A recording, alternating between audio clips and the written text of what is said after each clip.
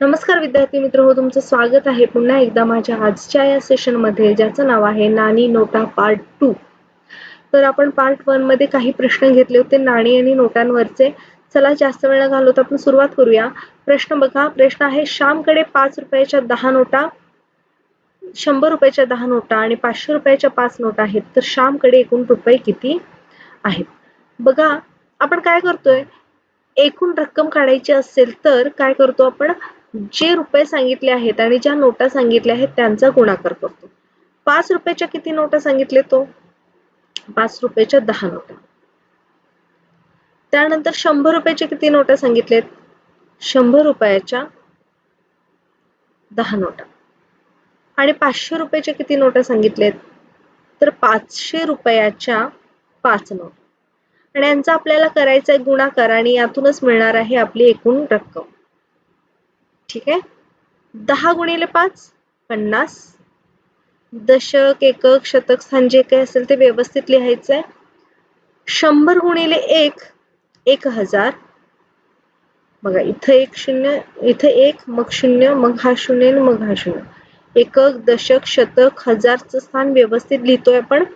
आणि 5 5 25 आणि वरचे हे 2 शून्य म्हणजेच यांची करायची आपल्याला या सगळ्यांची करायची आहे बेरीज. म्हणजे उत्तर काय येते 0 5 5 आणि 3 म्हणजे 3550 एवढी रक्कम श्यामकडे आहे. चला पुढचा प्रश्न बघूया.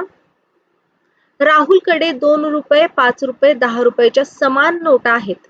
त्याच्याजवळ एकूण रक्कम 493 रुपये आहे. तर त्याच्याकडे एकूण नोटा किती? विद्यार्थी मित्र हा प्रश्न प्रकार व्यवस्थित बघा. इथं काय सांगितले समान नोटा आहेत आणि एकूण रक्कम दिली. मगाशीपासून आपण एकूण रक्कम काढत होतो. पार्ट 1 मध्ये सुद्धा आपण एकूण रक्कम काढत होतो. ठीक आहे. आणि नोटा माहित होत्या. इथं काय आहे नोटा माहित नाहीत. पण एक जमेची बाजू आहे की सर्व नोटा समान आहेत आणि अशा वेळेला एक ट्रिक आहे ती मी सांगणार आहे तुम्हाला की ज्या काही नोटा सांगितल्या असतील त्यांची बेरीज मारायची कारण सगळ्या नोटा समान आहेत. 2 अधिक 5 अधिक 10 आणि याचं उत्तर आले 17. ठीक आहे. याची बेरीज मारली आणि या 17नी जी एकूण रक्कम सांगितली त्याला भागायचे आपल्याला. 17नी काय करायचं आपल्याला या एकूण रकमेला भागायचं. प्रश्न प्रकार परत एकदा बघा. समान नोटा असं जर गणितामध्ये असेल की समान नोटा आहेत आणि एवढी एवढी रक्कम आहे तर त्या एकूण नोटा किती त्याच्याकडील एकूण नोटा किती किंवा असं विचारतील 2च्या किती 5च्या किती 10च्या किती किंवा टोटल नोटा किती. तर अशा वेळेला काय करायचं आहे ज्या रुपयाच्या नोटा आहेत त्यांची बेरीज मारायची. म्हणजे 2 5 आणि 10ची आपण बेरीज केली आणि त्यांनी कुणाला भागायचंय तर त्यांनी आपल्याला भागायचंय एकूण रकमेला. ठीक आहे. मग आपण इथं आपण एकूण रक्कम भागतोय आपण 17 आणि 17 दुनी 34 17 दुनी 34 मग 49 वजा 34 किती उत्तर आलं 15 म्हणजे तयार झाले आपल्याला 153 इथं बाजूला तयार झालं. मग पुढे काय येणार आहे तर 17 9 153. 17चा पाढा सगळ्यांना पाठ असला पाहिजे. 17 9 153 म्हणजे प्रत्येकी 29 नोटा असणार आहेत. म्हणजे 2च्या 29 5च्या 29 10च्या 29 नोटा असणार आहेत. आता आपल्याला सांगितले की एकूण नोटा किती. जर म्हटलं असतं की 5च्या किती तर 29 2च्या किती तर 29 10च्या किती तर 29 पण आपल्याला इथं काय सांगितले की एकूण नोटा किती. 29 गुणिले 3 9 त्रिक 27 हातच्याला 2 3 दुनी 6 6 2 8 म्हणजे एकूण नोटा आपल्या असणार आहेत 87. कळलं. प्रश्न प्रकार कोणता पाहिजे की नोटा समान हव्यात एकूण रक्कम दिलेली असायला हवी आणि आपल्याला नोटा काढायच्या. मग त्यातली 5ची काढायची असेल 10ची 20ची 50ची किंवा सर्व मिळून काढायची असतील अशा वेळेला त्यांची बेरीज करायची आणि एकूण रकमेला आपल्याला भागायचं आहे. ठीक आहे, चला पुढचा प्रश्न बघूया आपण. हा, त्याच पद्धतीचा प्रश्न आहे. मगाशी एकूण नोटा विचारले, इथं 50 रुपयाच्या नोटा किती एवढंच विचारले आपल्याला. बघा, सोहम जवळ 50, 20, 10, 5 रुपयाच्या समान नोटा आहेत. ठीक आहे, बघा समान नोटेचा प्रश्न आहे आणि रक्कम दिलेली आहे. एकूण रक्कम 1020. ठीक आहे, प्रश्न प्रकार काय, समान नोटा आणि एकूण रक्कम. आणि काढायचं काय तर 50च्या नोटा किती. ठीक आहे, आधी बेरीज करायची. 50, 20, 10 आणि 5 याची आपण बेरीज केली. किती आली, 85. तर या 85ने आपल्याला कुणाला भागायचं आहे, 1020 या एकूण रकमेला 85ने भागायचं आहे. आता इथं आपल्याला कसोटी माहित असणं गरजेचं आहे. वरच्या संख्येला आणि खालच्या संख्येला समान संख्येनं भाग घालवायचा आहे. चला, तुम्हाला 5 ची कसोटी माहित असेल असं समजून मी भाग घालवते. 5 × 5 आहे का, 5 × 7 35, म्हणजे इथं खाली आलं 17. त्याच्यानंतर इथं काय आहे, 5 दुनी 10, 2च्या बदल्यात 0, 5 चोक 20, म्हणजे इथं आलं 204. आता 3च्या कसोटीने भाग जातो का बघा, किंवा 2च्या कसोटीने भाग जातो का बघा. तर नाही, कोणत्याही कसोटीने इथं भाग जात नाही. आपण सरळ सरळ 204 भागिले 17 असं करणार आहोत.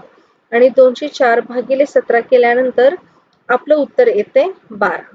ठीक आहे, 17 × 17 उरत होते 3, 17 दुनी 34, म्हणजे आपलं उत्तर येते 12. तर या प्रत्येकी 12 12 12 नोटा असणार आहेत. म्हणजे 50च्या नोटा किती असणार आहेत, 12. 20च्या किती असणार आहेत, 12. 10च्या किती असणार आहेत, 12.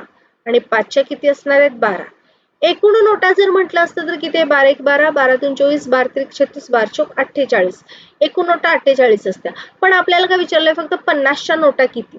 तर विद्यार्थी मित्र हो, ही टोटल मारून आपण जेव्हा एकूण रकमेला भागतो तेव्हा जो काही अंक येतो तो त्या प्रत्येकी नोटेचा समान अंक असतो. कारण सगळ्या नोटा समान आहेत. म्हणजे 50च्या जेवढ्या तेवढ्या 20च्या आहेत, 20च्या जेवढ्या तेवढ्या 10च्या आहेत, 10च्या जेवढ्या आहेत तेवढ्या 5च्या आहेत. म्हणजेच 50ची नोटा किती असणार आहेत, 12 असणार आहेत. चला पुढचा प्रश्न बघूया. ठीक आहे, हा प्रश्न तुम्ही स्वतः सोडवा आणि मला कमेंट बॉक्स मध्ये याचं उत्तर कमेंट करा. चला पुढचा प्रश्न बघा. 4050 रुपयाच्या 20 रुपयाच्या जास्तीत जास्त किती नोटा येतील.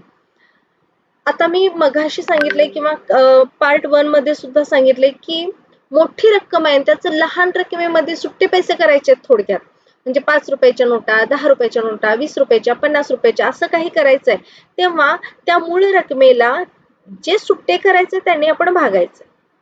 ठीक आहे, हा शून्याला शून्य गेला, बे के बे, बे दुनी 4, 0 आणि हे बे दुनी 4, बाकी राहिली 1. ठीक आहे, चला म्हणजे जास्तीत पूर्ण भाग जात नाही, बाकी काहीतरी शिल्लक राहते. त्यामुळे जास्तीत जास्त किती नोटा तयार होणार आहेत आपल्याकडे, तर 202 नोटा 20 रुपयाच्या जास्तीत जास्त 4050 मध्ये असणार आहेत.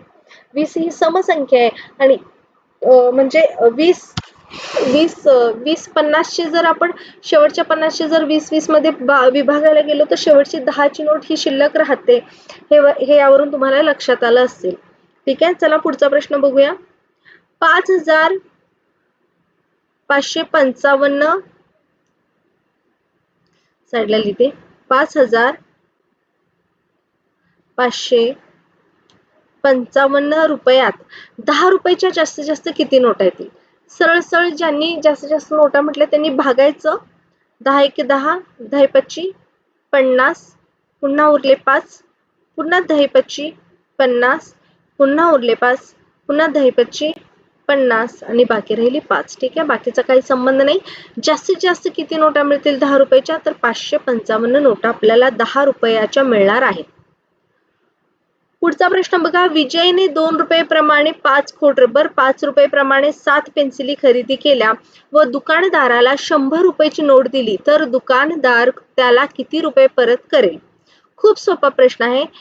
आधी विजयने काय काय किती रुपयाला खरेदी केले हे आपण काढूया. ₹2 प्रमाणे 5 खोडरबर घेतले. ठीक आहे. काय केलं विजयनी?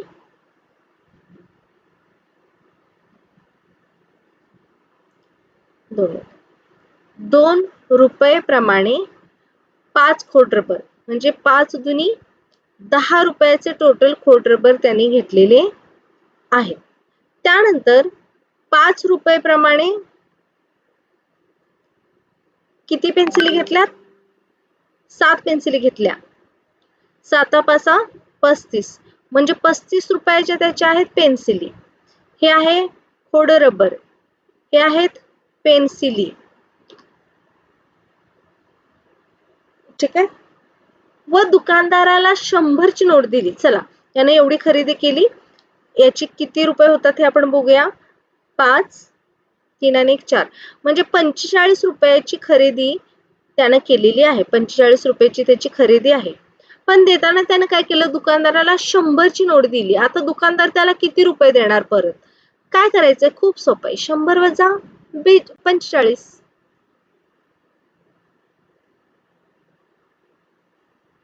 दुकानदार त्याला परत देईल 55 रुपये. ठीक आहे. आपला ऑप्शन आहे 2. 55 रुपये दुकानदार त्याला परत देईल. चला, या पार्ट 2 मध्ये आपण इथंच थांबूया आणि पार्ट 3 मध्ये आणखीन खूप छान छान गणित याच्यापेक्षा थोडीशी वेगळी आपण घेऊया. मला रजा द्या. धन्यवाद.